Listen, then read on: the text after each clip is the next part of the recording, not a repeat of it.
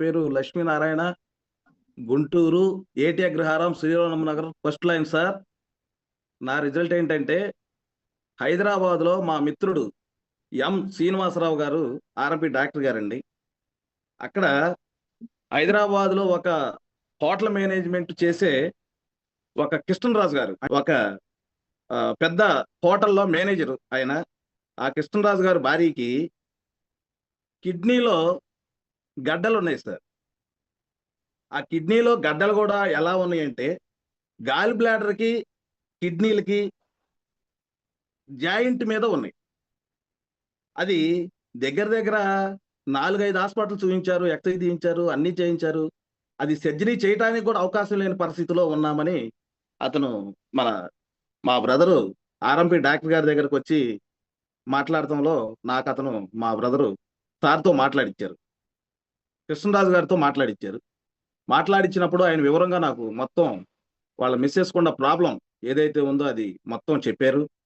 దానివల్ల ఇన్ఫెక్షన్ వచ్చి blood loss అవుతున్నాం, మోషన్ సరిగా అవట్లేదు, తినటానికి అవట్లేదు. ఏదో నార్మల్గా తింటున్నామంటే కొద్దిగా తింటున్నాము, తినటానికి కూడా ఇబ్బందిగా ఉందని చెప్పేసి ఆయన నాకు చెప్పడం జరిగింది. ఓకే సార్, మంచిది. మీ రిజల్ట్ మీ ప్రాబ్లాన్ని మన క్యూర్సెల్ ప్రోడక్ట్ ఏదైతే ఉందో దాన్ని తీసుకొని వాడుకోండి. మేడం గారు హ్యాపీగా దాని నుంచి ఆ ప్రాబ్లం నుంచి బయటపడతారని చెప్పేసి నేను పంపించడం జరిగింది.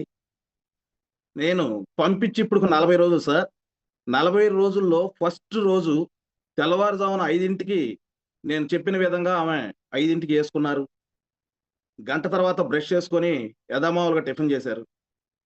11ంటికి ఆ ఇన్ఫెక్షన్, గడ్డలో ఉండే ఇన్ఫెక్షన్ ఏదైతే ఉందో వాంటింగ్స్ ద్వారాగా పచ్చగా వాంటింగ్స్ అయినాయి అంట. అయిన తర్వాత వాళ్ళు కొంచెం సార్ భయపడ్డారు. నేను చెప్పాను, సార్ మీరు భయపడొద్దు, ఏమొద్దు, దానికి ఏమి ఇబ్బంది లేదు. ఆ వర్క్ ఈ మన క్యూర్సెల్ ప్రొడక్ట్ ఏదైతే ఉందో ఆ గడ్డ మీద పనిచేసేటప్పుడు అది ఆ వాంటింగ్ ఏదైతే వచ్చిందో అది మాత్రం చక్కగా పని చేస్తుంటేనే, మన క్యూర్సెల్ ప్యాకెట్ పని చేస్తుంటేనే దాన్ని రిజల్ట్ అనేది ఆ వాంటింగ్ ద్వారాగా వచ్చింది, లేదా మోషన్స్ ద్వారాగా వెళ్లాల్సింది వాంటింగ్స్ ద్వారాగా వచ్చింది సార్.